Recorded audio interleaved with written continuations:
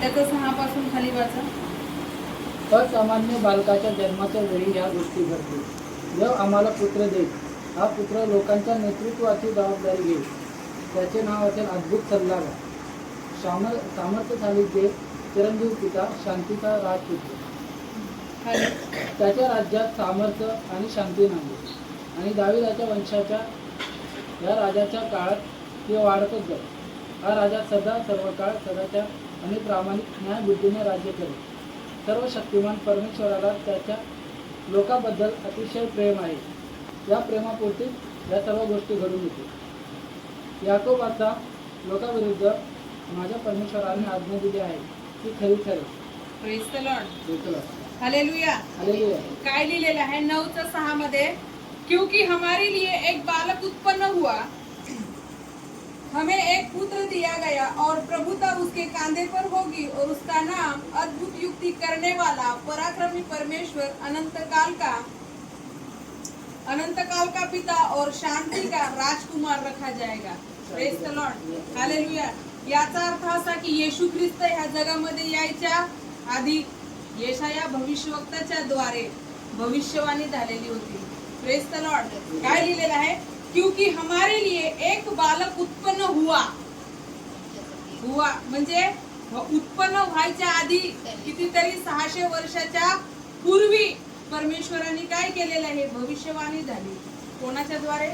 यशाया संदेशाच्या द्वारे. और प्रभुता उसके कांधे पर होगी, उसका नाम अद्भुत युक्ति करने वाला, पराक्रमी परमेश्वर, अनंत काल का पिता और शांति का राजकुमार रखा जाएगा. म्हणजे प्रभुता म्हणजे तुमचे माझे दुःख. प्रभुता म्हणजे गुलामगिरी, म्हणजे तुमचा माझा भार घेण्यासाठी येशू ख्रिस्त ह्या जगामध्ये येण्याच्या पूर्वी ही भविष्यवाणी झाली होती. उसका नाम अद्भुत युक्ति करने वाला, पराक्रमी परमेश्वर, अनंत काल का पिता और शांति का राजकुमार रखा जाएगा. Praise the Lord. आपण बोलतो ना शांतीचा राजकुमार है ना, शांतीचा राजकुमार म्हणून आपण ओळखतो. उसकी प्रभुता सर्वदा बढ़ती रहेगी और उसकी शांति का अंत न होगा. इसलिए वह उसको दाऊद की राजगद्दी पर इस समय से लेकर सर्वदा के लिए न्याय और धर्म के द्वारा स्थिर किए और संभाले रहेगा. सेनाओं की यहोवा की धुन के द्वारा यह हो जाएगा. Praise the Lord.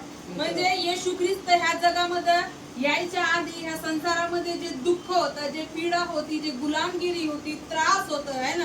बघायला गेलं तर उत्पत्तीच्या पुस्तकामध्ये हवा आणि आदमला परमेश्वराने जेव्हा बनवलं आणि परमेश्वराने जेव्हा त्यांना बनवलं त्यावेळेस काय होतं? ते लोक पवित्र होते. जेव्हा परमेश्वराने त्यांना बनवलं हवा आणि आदम, त्यावेळेस ते पवित्र होते आणि परमेश्वराने त्यांना एका बागेत ठेवलेलं. त्या बागेचं नाव काय होतं? एदेन बाग. Praise the Lord. एदेन बाग. त्या बागेमध्ये परमेश्वराने त्यांना ठेवलं, वेगवेगळ्या प्रकारचे फळं झाडं सगळं दिलेलं आणि सांगितलेलं हा एक जीवनाचं झाड आहे, त्याच्यामधून खाऊ नको परमेश्वराने सांगितलेलं. त्या टायमाला सैतान येऊन हवेला भरकवतो, फळ खायला देतो आणि ते पाप करतात आणि पाप करून पाप झाल्यानंतर ते परमेश्वराच्या उपस्थितीमधून हटून जातात. Praise the Lord. परमेश्वराच्या उपस्थितीमधून हटून जातात आणि त्याच्यानंतर त्यांच्या जीवनामध्ये पाप प्रवेश करतो आणि जे धार्मिकता असते त्यांच्या जीवनामधून ते निघून जाते.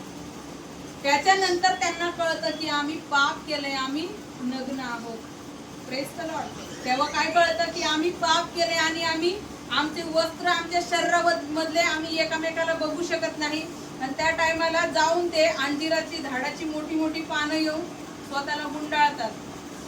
Praise the Lord. आणि त्याच समयी परमेश्वर एक कोकरा घेतो, एक मेंढरू घेतो, त्याला कट करतो, त्याची बळी देतो आणि त्याच्या चामड्याची वस्त्र त्यांच्या शरीरावर घालून देतो आणि त्यांना काढतो. तुमची माझी पाप बकऱ्याच्या रक्ताने, कोंबड्याच्या रक्ताने किंवा कुठल्या जनावराच्या रक्ताने धुतली जात नाही, तर तुमची माझी पाप शुद्ध कशाच्या द्वारे होणार? येशूच्या रक्ताद्वारे होणार. कारण जनावर असू दे, जनावराला आत्मा नाही आहे, त्याच्यासाठी तुमची माझी पाप उचलण्यासाठी येशू ख्रिस्त ह्या जगामध्ये येण्याचं एक कारण होतं है ना. येशू ख्रिस्त ह्या जगामध्ये येण्याचं एक मात्र कारण होतं की ह्या संसारामध्ये पाप भरपूर रीतीने पसरला होता. कोण कोणाला ओळखायचं नाही असा पाप व्हायचा. एका गावामध्ये सदोम आणि गमोरामध्ये सगळेजण माणूस बाई सगळेजण पापामध्ये पडलेले. परमेश्वराने आगीच्या द्वारे त्या नगरला काय केलं, नष्ट केलं. पण मनुष्याच्या पाप क्षमेसाठी एक पवित्र व्यक्ती पाहिजे होता. कोण?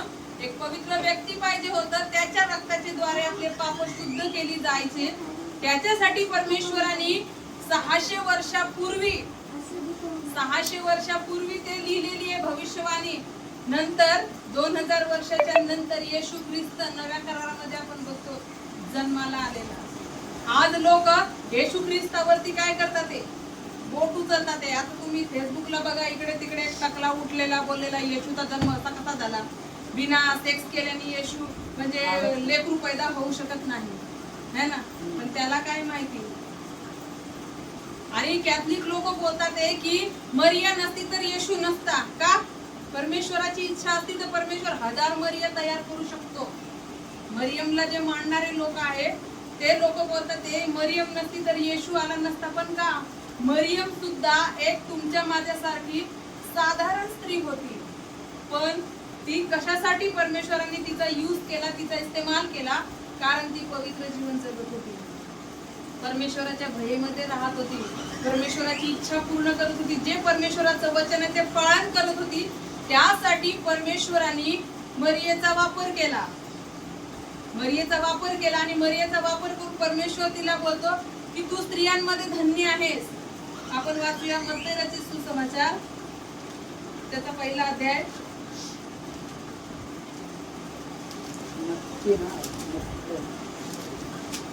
मत्ती रचित सुसमाचार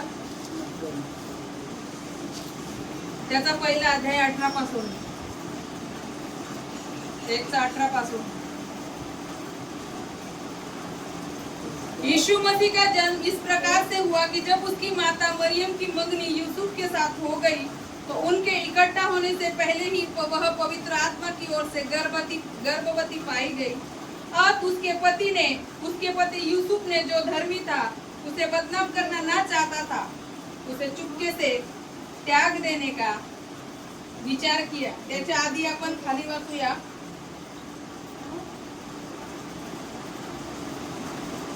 मराठीत असं की वाचा मराठी. पण असे विचार त्याच्या मनात घडत असतानाच देवाच्या दूताने 21 वाचा. त्याचे नाव ते येशू ठेव, कारण तो त्याच्या लोकांची पापापासून सुटका करेल. हे सर्व यासाठी घडले की प्रभूंनी संदेश त्यांच्याद्वारे जे सांगितले होते त्याची पूर्तता व्हावी. कुमारी गर्भवती होईल, ते एका मुलाला जन्म देईल आणि ते त्याला इम्मानुएल म्हणजे आमच्या बरोबर देव आहे असे म्हणतील. Praise the Lord. हालेलुया. काय लिहिलेलं आहे? देखो एक कुंवारी गर्भवती होगी और एक पुत्र जनेगी और उसका नाम इम्मानुएल रखा जाएगा, जिसका अर्थ है परमेश्वर हमारे साथ. Praise the Lord. परमेश्वराने यशाया संदेशाच्या द्वारे जुन्या काळामध्ये जुन्या करारामध्ये काय केलेली होती?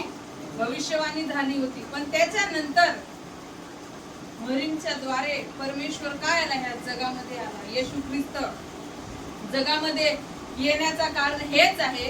येशू ख्रिस्त तुमच्यावर तुमचे माझे बोझ जे पापामध्ये ज्या सैतानाच्या जाळ्यामध्ये फसले आहोत त्याच्यामधून काढण्यासाठी येशू ख्रिस्त या जगामध्ये आले. Praise the Lord. एक ख्रिसमस याचा अर्थ असे आपण मस्त कपडे घालायचे, डान्स करायचा, मस्त नशा करायची, खायचं प्यायचं. हे आपला क्रिसमस नाही आहे. क्रिसमस आहे पण हे कसं आहे? जगासाठी आहे. Praise the Lord. आपलं काम काय? जगामध्ये जाऊन 2 लोकांना, ज्या जगामध्ये जे लोक आहेत त्यांना येशूचं नाव कळायला पाहिजे. Praise the Lord. प्रत्येकाला येशूचं नाव कळायला पाहिजे, कारण येशू परमेश्वराच्या वचनामध्ये लिहिलं आहे योहान 3:16 मध्ये की परमेश्वराने देवाने जगावर एवढी मोठी प्रीती केली की त्याने आपला एकुलता एक पुत्र दिला, अशासाठी की जो कोणी त्याच्यावर विश्वास करेल त्याचा नाश न हो, परंतु त्याला सार्वकालिक जीवन मिळावे. सार्वकालिक जीवन कशाला बोलतात? असं जीवन जो कधी न संपणारा. आणि परमेश्वराची इच्छा हीच आहे की तुमचा परिवार तुमच्याद्वारे वाचला पाहिजे, त्यांचा परिवार त्यांच्याद्वारे वाचला पाहिजे, त्यांच्याद्वारे त्यांच्या ऑफिस मध्ये लोक वाचले पाहिजे. कारण आपल्याला परमेश्वरांनी सांगितलेलं आहे मत्ती रचित सुसमाचार त्याच्या लास्ट अध्यायामध्ये लास्ट वचनामध्ये लिहिलेलं आहे 28वा अध्याय त्याच्या 26, 27, 28 मध्ये तुम्ही सगळे जगात जा आणि सगळ्यांना सुसमाचार सांगा, पिता पुत्र पवित्र आत्म्याच्या नावाने बप्तिस्मा द्या, शिष्य बनवा. Praise the Lord. आपलं काम काय? आपल्याला येशू कळालाय, आपल्यापर्यंतच ठेवायला नाही. आज भले मी मगाशी पण बोललेले तुमच्या जीवनामध्ये ज्या गोष्टी होत आहेत परमेश्वर करून राहिलाय, तर तुम्हाला काय करायचं? एक गोष्ट नाही झाली म्हणून बसून नाही राहायचं, पण सांगायचं. जर पुढचा व्यक्ती तुम्हाला बोलतोय तुझ्या जीवनात नाही झाला, तुझा मुलगा नाही आला, तर तुम्ही त्यांना हे बोलू शकता माझा मुलगा भलेही नाही आला पण माझी राहिलेली कामं परमेश्वर करतोय, तर तुमच्यासाठी पण करेल आणि माझा मुलगा पण एक दिवस येईल. ताकद देणारा परमेश्वर आहे, बळ देणारा परमेश्वर आहे. आणि परमेश्वर येशू ख्रिस्त ह्या जगामध्ये आपल्याला गिफ्ट म्हणून आज क्रिसमसच्या दिवशी बोलतात ना सॅन्टा आला, सॅन्टाला तर सॅन्टा बिंटा काही नसतंय, ते सगळं कॅथलिक लोकांचं हे.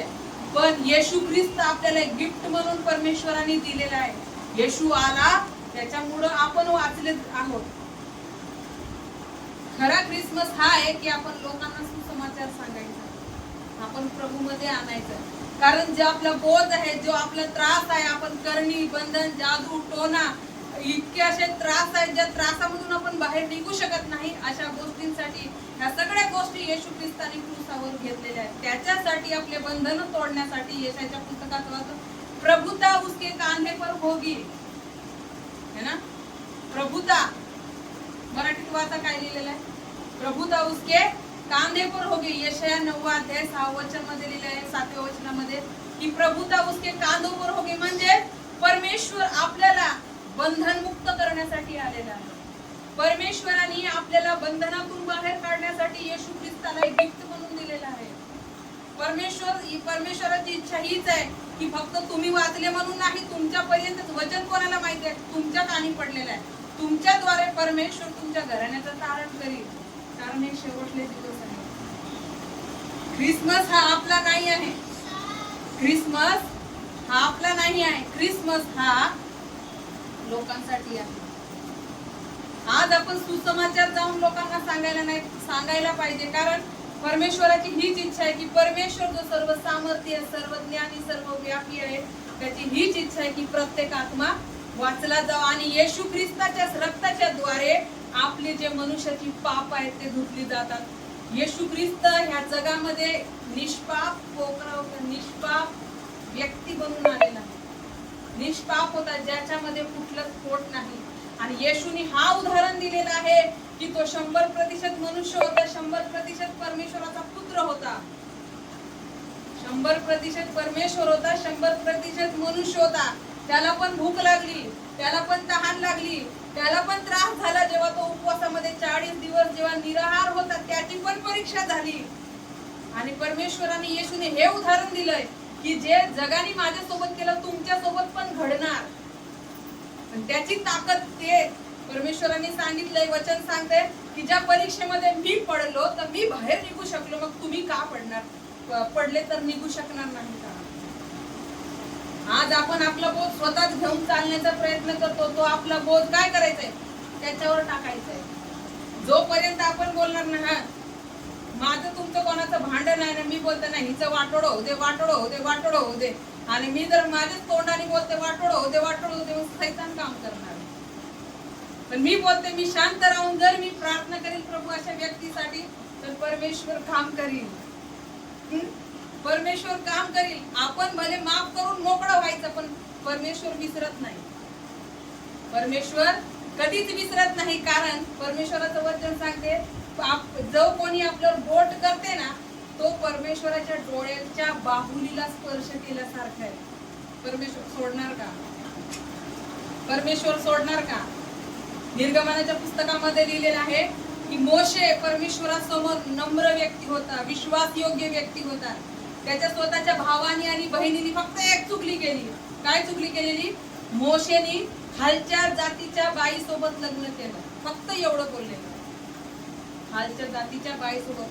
परमेश्वराने तिघांना पण जो मिलापणा तंबू असते तिथं बोलवलं तिथं बोलवून परमेश्वराने तिला पूर्ण पांढरा शुभ्र करून टाकलं. तिच्या जीवनामध्ये फोड आलं, फोड. परमेश्वराने तिला श्राप दिला की तो माझा जो दास आहे तो कसा आहे, माझ्या समोर नम्र आणि दीन आहे. मी त्याच्यासोबत आमने सामने बात करतोय. मी त्याच्यासोबत आमने सामने बात करतोय. तुमची हिंमत का झाली? तुम्ही थांबले का नाही त्याची निंदा करत असताना? परमेश्वराने काय केलं, तिला कोड पूर्ण तिच्या शरीरामध्ये आलं. ती बाहेर निघू शकली नाही 7 दिवस. मग तुम्ही आणि मी कोण आहे? आज आपण देवाचा येशूचं रक्त आणि मांस खातो, आपण मामूली आहे का? वचन काय सांगते, जो माझ्यामध्ये आहे तो जो ह्या संसारामध्ये महान आणि मोठा आहे. मग सर्व शक्तिमान परमेश्वर आपल्या मध्यस्थी, मग आपण त्याला घाबरायचं है ना? जेव्हा सर्व शक्तिमान परमेश्वर आपल्या मध्यस्थी, आपल्याला घाबरायची गरज नाही, कारण तो जिवंत परमेश्वर. त्यांनी आपला बोध उचललाय. गेल्या 2025 वर्षापूर्वी तो बळी झाला. गेल्या 2000 वर्षापूर्वी तो आपल्यासाठी बळी झाला. त्या तो आला, या जगामध्ये आला. तुमची माझी पाप तो जन्माला आला. तुमची माझी पाप त्याने उचलली, स्वतःवर घेतली आणि मरणातून 3ऱ्या दिवशी तो जिवंत झाला. आणि आज पण इस्रायल मध्ये त्याची कबर जे आहे ते खाली आहे. आजपर्यंत आहे कोणाची कबर खाली? त्याची कबर खाली आहे. तुम्ही युट्यूबला बघू शकता किंवा कितीतरी लोक जातात, आज त्याची कबर खाली आहे, कारण तो जिवंत झालेला आहे. ज्या समय त्याला त्या गोलगुता पहाडीवर नेत होते, त्याचं रक्त, त्याच्या पायाचे ठसे आज पण आहेत. लोक बोलतात तिथे गेल्यानंतर असं म्हणजे परमेश्वराचं सामर्थ्य प्रकट होतं. आज पण आहे, कारण येशू ख्रिस्त जिवंत परमेश्वर आहे. आज बोलत नाही याने मला बरं केलं, त्याने मला बरं केलं, तो मला बरं केलं. कोण बरं करणार आहे? बरं करणारा फक्त तोच आहे. सगळ्या गोष्टीमधून सांभाळणाऱ्या, सगळ्या गोष्टीमधून सांभाळ करणारा, त्याच्यामधून बाहेर काढणारा फक्त आणि फक्त येशू ख्रिस्त आहे. तो तुम्हाला आणि मला त्रासामधून, बंधनामधून, जादू टोण्यामधून, प्रत्येक अडी अडचणीमधून बाहेर काढण्यासाठी परमेश्वराने एक क्रिसमसच्या दिवशी एक गिफ्ट म्हणून दिलेला आहे. आणि हे जे क्रिसमसचा दिवस आहे हे फक्त 25 डिसेंबरच म्हणून आपण करू शकत नाही. क्रिसमस आपल्यासाठी दर दिवशी आहे. क्रिसमस आपला दर दिवशीचा आहे. क्रिसमस आपला दर रविवारचा आहे. 25 डिसेंबर ही तारीख बायबल मध्ये लिहिलेली नाही आहे. फक्त असं लिहिलेलं आहे की खूप थंडीचे दिवस होते ज्या वेळेस येशू ख्रिस्त जन्माला आला. आणि आपल्या इंडियाच्या कॅलेंडर नुसार डिसेंबर येतो आणि त्यांच्या कॅलेंडर नुसार, इस्रायलचे जे लोक आहेत त्यांच्या कॅलेंडर नुसार ते जानेवारी मध्ये येतात. आणि हा इंडियामध्ये लोक जो गव्हर्नमेंटने डिक्लेअर करून दिलेली 25 डिसेंबरची तारीख आहे. नाहीतर लोक जानेवारी महिन्यापर्यंत, कोणी 31 डिसेंबरला सुद्धा क्रिसमस आपण कधीही करू शकतो. क्रिसमसची तारीख नाही आहे. म्हणून आम्ही ह्या क्रिसमसची तारीख पण नेमलेली नाही. आपण कधी पण गोड धोड करून खाऊ शकतो, कधी पण क्रिसमस करू शकतो, कधी पण. आपल्यासाठी सगळे दिवस परमेश्वराने आपल्याला दिलेले आहेत. सगळ्या दिवशी आपण खाऊ पिऊ शकतो का? सोमवार, मंगळवार, शुक्रवार नाही खाऊ शकत असं काय नाही. सगळे दिवस परमेश्वराने आपल्याला काय केलेले आहे? दिलेले आहेत आणि ते पवित्र आहेत. लोक बोलतात ना, गुरुवारी मी मटण नाही खात, शुक्रवारी मी चिकन नाही खात, ह्या दिवशी मी अंडी नाही खात, ह्या दिवशी मी मच्छी नाही खात, फक्त रविवार माझा. रविवार सगळ्यांचा आहे. म्हणून येशू ख्रिस्त हा परमेश्वराने आपल्याला काय दिलेला आहे? गिफ्ट दिलेला आहे. आणि एका कुवारीच्या पोटी येण्याचा उद्देश हा, कारण परमेश्वर पवित्र आहे आणि पवित्र आत्म्याच्या द्वारे येशू ख्रिस्त ह्या जगामध्ये आलेला आहे, मनुष्याच्या द्वारे नाही. Praise the Lord, hallelujah. दावीद राजा सुद्धा बोलतो, मी माझ्या आईच्या गर्भामध्ये पापी जन्माला आलो. मी माझ्या आईच्या पोटामध्ये जेव्हा आला तेव्हापासूनच मी पापी आहे. तर खरंच आहे. म्हणून येशू ख्रिस्त ह्या जगामध्ये पवित्र आत्म्याच्या द्वारे जन्माला आला आणि पवित्र आत्म्याच्या द्वारे गर्भवती होऊन मरियाने त्याला जन्म दिला. तो राजांचा राजा. आज आपण बोलतो येशू मसीहच्या नावाने, पण तो असा राजा आहे येशू ख्रिस्त की तुम्ही बघा, हे बाकीचे जे अन्य जे देवी देवता आहेत ना, त्यांना बघा, सगळे जण उभेच असतात. सगळे हे सैतानाचे तुम्ही फोटो बघा किंवा मूर्त्या बघा, सगळे उभेच आहेत. नाहीतर कोणी कशावर बसलंय, कोणी घोड्यावर बसलाय. पण आपला येशू ख्रिस्ताला राजा का बोललाय? कारण तो सिंहासनावर बसलेला आहे. Praise the Lord. राजा सिंहासनावर बसलेला आहे. वचन सांगते राजांचा राजा प्रभूंचा प्रभू का बोलतो? कारण तो सिंहासनावर बसलेला आहे आणि त्याचा सिंहासन स्वर्गामध्ये आहे. त्या सिंहासनावर येशू ख्रिस्त बसलेला आहे म्हणून त्याला राजांचा राजा बोलतोय. बाकीच्यांना बोलतात का? कोणाला बोलतो? कोणी उभं आहे, कोणी झाडावर आहे, कोणी कुठे आहे, कोणी बागावर बसून आहे, कोणी कशावर आहे, पण फक्त येशू ख्रिस्त सिंहासनावर बसून आहे म्हणून त्याला राजांचा राजा म्हणून आपण बोलतो ना प्रार्थना करताना. राजांचा राजा प्रभूंचा प्रभुत्व आहे आणि तो आपली सेना घेऊन एक दिवस तुम्हाला मला घ्यायसाठी येणार आहे. वचन सांगते तुम्हाला हाक मार म्हणजे मी तुला उत्तर देईन. आणि तो परमेश्वर आपल्याला कधी लज्जित होऊ देणार नाही. मी तुम्हाला बोलते आपल्याकडं जर मी टाळा लावला आणि मग चाबी माझ्याकडे आणि मी तुम्हाला बोलते आई जा माझ्या घरी टाळा खोला, जाऊन आतमध्ये बसा प्रार्थना करत बसा, जमणार का? नाही जमणार का? कारण त्याची चाबी माझ्याकडे आहे ना. जर तुमचा टाळा जर बंद असेल आणि तुमच्या घराला जर टाळा लागला असेल आणि तुम्ही मला बोलताय की जाऊन टाळा खोल, जमणार आहे का? नाही. मी जर तुम्हाला काय बोलतात त्याला चाव्यांचा गुच्छा दिला आणि बोलते नाही त्याच्यामध्ये चावी आहे जाऊन तुम्ही खोला, त्याच्यामध्ये चावी आहे जाऊन तुम्ही खोला, तुम्ही काय करणार? येणार, मॅडमने चावी कोणती दिली माहित नाही, एवढ्या साऱ्या चाव्यात कन्फ्युज होणार की नाही? होणार ना. मग एक चावी परमेश्वराने आपल्याला उत्तम दिलेली आहे. Praise the Lord. मेन चावी परमेश्वराने तुम्हाला आणि मला दिलेल्या टाळ्यात टाकायचं, फिरवायचं म्हणजे तो टाळा मोकळा होतो. Praise the Lord. म्हणून येशू ख्रिस्त ह्या जगामध्ये आपली पाप उचलायला, येशू ख्रिस्त ह्या जगामध्ये राजाचा जन्म कुठं व्हायला पाहिजे? राजमहालामध्ये. पण त्या समयी जनगणना करायला लागले, त्याच्यामुळं काय मिळालं नाही? जागा मिळाली नाही. पण त्या राजाचा जन्म रोखण्याचा प्रयत्न केलेला राजांनी त्याला भेटायला 3 लोक आलेले वेगवेगळ्या देशामधून आणि ते सोना लोभान मुरलोभान घेऊन त्याच्याजवळ त्याला गंधरस घेऊन त्याला बघायला आले. स्वर्गदूतांनी सांगितलं, भविष्यवाणीमध्ये सांगितलं होतं एक तारा तुम्हाला देईल. यशाच्या पुस्तकामध्ये दिलेला एक तारा तुम्हाला दिसेल आणि ज्या दिवशी त्या राजाचा जन्म होईल ना त्या दिवशी तुम्हाला तो तारा दिसेल आणि तो तारा जेव्हा तुम्हाला ज्या दिवशी दिसेल त्या दिवशी समजून घ्यायचं की तो राजा जन्माला आला, त्या राजाचा जन्म झाला म्हणून तुम्ही समजा. मग हे 3 लोक काय करतात? ते त्या लोकांकडे हेरोदेस जो राजा असतो त्याच्याकडे जातात. जो राजा आहे त्याचा जन्म कुठे झालाय? हेरोदेस राजा पण विचलित होऊन जातो, मी राजा आहे मग माझ्या व्यतिरिक्त दुसरा राजा कुठला म्हणून. कितीतरी लेकरांना तो मारहाण करतो. त्या राजाला या संसारामध्ये येण्यापासून कोणीच थांबवू शकत नाही. तो राजाचा राजा गेल्या 2025 वर्षापूर्वी या जगामध्ये आला. 33 वर्ष 30 वर्षाचा होईपर्यंत तो आपल्या बापाच्या हाताखाली वाढायचं काम करत होता, सुताराचं काम करत होता. 3.5 वर्ष त्यांनी सेवा केली आणि त्याची सेवा जेव्हा पूर्ण झाली त्यांनी हेच सांगितलं की मी पण मनुष्य रूपामध्ये आलोय आणि मी सुद्धा काम केलं. म्हणजे दुःख भूक तकलीफ सगळं येशू ख्रिस्ताने सहन केलं. तो बोलतो आपल्याला त्याच्यामधून सगळ्या गोष्टींपासून. आपण बोलतो ना मी देव थोडी नाही, आपण येशू नाही आणि बनू पण शकत नाही, पण त्याच्यासाठी सामर्थ्य देण्यासाठी तो तयार आहे. पौलुस सुद्धा बोलतो तुझा अनुग्रह माझ्यासाठी काफी आहे, तुझा अनुग्रह माझ्यासाठी काफी आहे. त्याच्यामधून सोडवण्यासाठी, त्या संकटामधून सोडवण्यासाठी, कारण तो फक्त बोलतो तू मला हाक मार म्हणजे मी तुला उत्तर देईन. आपल्या जीवनामधून सगळी संकट बाहेर काढण्यासाठी, आपल्याला बंधनातून मोकळं करण्यासाठी, दुष्ट आत्मेपासून, सैतानाच्या बंधनापासून आणि लोकांच्या अडचणीपासून परमेश्वर काढण्यासाठी तोच मात्र येशू ख्रिस्त सामर्थ्य जो तुम्हाला आणि मला परमेश्वराने दान म्हणून दिलेलं आहे, गिफ्ट म्हणून दिलेलं आहे. आणखी आपल्याला काय पाहिजे? आणखी आपल्याला काय पाहिजे? आपण ह्या जगामध्ये भाडोत्री आहोत. हे घर पण आमचं भाड्याचं आहे ना, पण हे शरीर पण, हे जे शरीर आहे ना हे सुद्धा भाड्याचं आहे. कारण ह्या शरीरामध्ये देवाचा आत्मा वास करतोय आणि जेव्हा त्याचं बोलवणं झाली शरीर मरून पडते, आत्मा त्याच्याकडे जाते. म्हणून म्हटलं जिंदगी के बाद भी जिंदगी के साथ भी, है ना. LIC जीवन बीमा बोलतात ना, जिंदगी के साथ भी जिंदगी के बाद भी. कारण मेल्यानंतर आता जिवंतपणी पण पैसे देतात ना ते, क्वार्टरली की हाफ इयरली.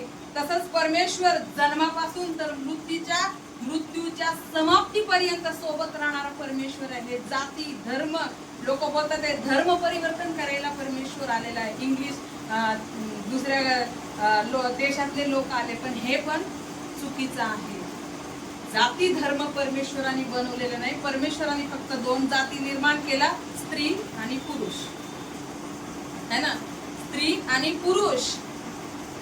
परमेश्वराने गौतम बुद्धाला सुद्धा एक ही दाखवली, दिशा दाखवली. परमेश्वराने जेव्हा येशू ख्रिस्तानी तर 40 दिवस उपवास केले, पण गौतम बुद्धांनी 45 दिवस उपवास केले. त्याच्यानंतर परमेश्वराने त्यांना दर्शन दिलेलं, एक ज्योती दाखवली, प्रकाश दिसला, त्याच्या मागे ते गेले. आणि लोकांना पण गौतम बुद्धांनी सांगितलं, माझ्या मागून जी ज्योती येते त्याचा तुम्ही शोध करा. बोलले ना, काय सांगितलेलं, माझ्या मागून जी ज्योती येते तुम्ही त्याचा शोध करा. पण आज लोक काय करतात? आज लोक जेव्हा आपला न्याय होईल तेव्हा गौतम बुद्ध आपल्याला स्वर्गामध्ये दिसणार, बाकीचे लोक बघणार ना लोक न्यायाच्या दिवसामध्ये. म्हणून ती ज्योती, वचन सांगते, खरी ज्योती, खरा जगाचा प्रकाश जो खरा होता जगामध्ये प्रकाशित करायला आलो. ते तुम्हाला आणि मला परमेश्वराने संधी दिलेली आहे, ते तुम्हाला आणि मला परमेश्वराने दिलेला आहे. तर परमेश्वराने जे दिलेलं आहे गिफ्ट, आज सर्वात मोठी गोष्ट, सर्वात मोठे श्रीमंत आपल्याशिवाय दुसरं कोण नाही. का तर आपल्या जीवनामध्ये येशू आहे, है ना. आपल्याला पाहिजे तेव्हा मागायचं, परमेश्वर तुरंत देतो. देत नाही का? परमेश्वर देतो. फक्त आपल्याला खरी चावी कोण देते, धुंडून शोधून टाळा उघडायला पाहिजे. बारक्या टाळ्याची चावी बारकी, मोठ्या टाळ्याची चावी मोठी.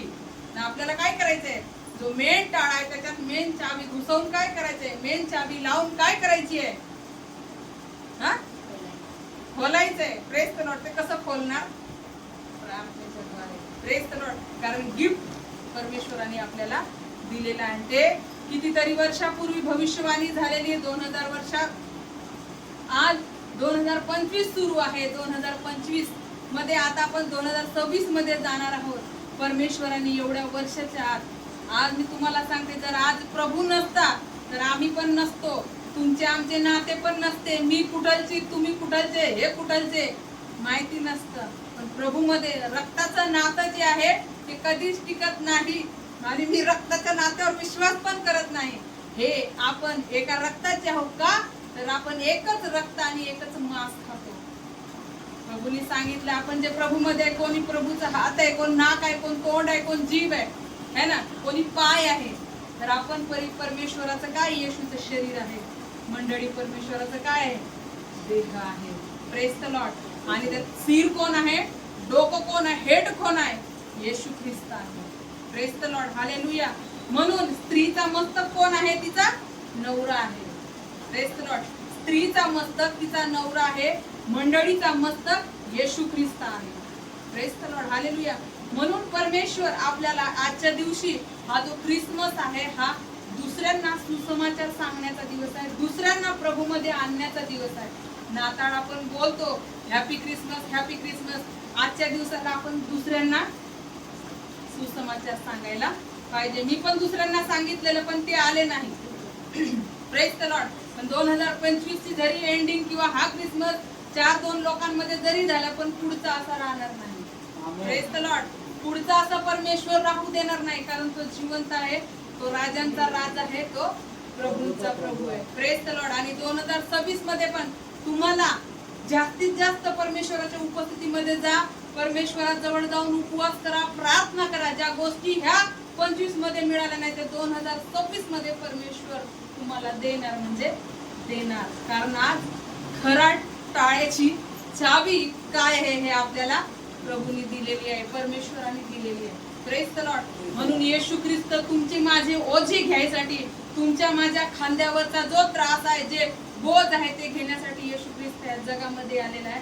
कारण परमेश्वराने तुम्हाला आणि मला काय दिलेलं आहे, तोफा दिलेला आहे, गिफ्ट दिलेलं आहे, प्रेझेंट दिलेलं आहे. Praise the Lord. तर देवबाप या वचनाच्या द्वारे तुम्हा प्रत्येकाला आशीर्वादित करो. आपण आता डोळे बंद करू आणि